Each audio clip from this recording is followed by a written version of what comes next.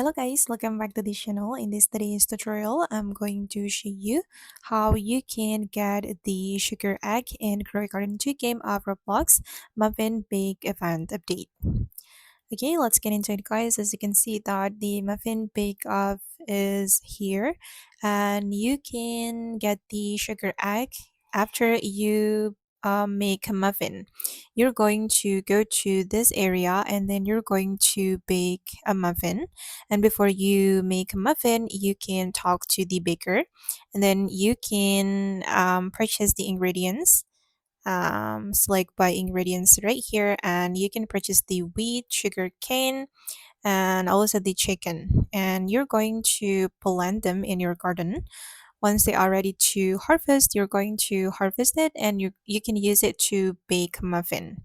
And you can trade the muffin for reward, and one of the rewards is the sugar cane, I mean the sugar egg.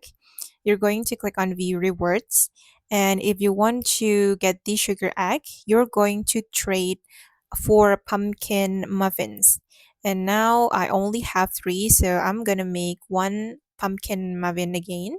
Then after you have enough muffin, you're going to trade it for the sugar egg.